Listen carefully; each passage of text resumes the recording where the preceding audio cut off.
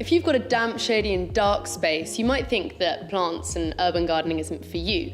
That's not true, you just need the right kind of plants. And Beryl is definitely one of them. She's a tough species of fern, and she's happy in pretty much any spot. I know because I've grown her on really sunny balconies and also really shady ones, and she's great wherever.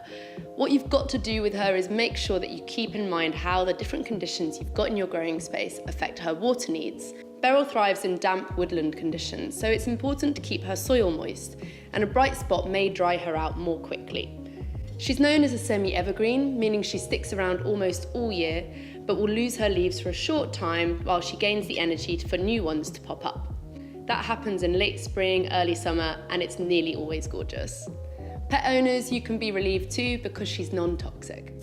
For more information, check out the Patch Urban Gardening course. It's available on their website.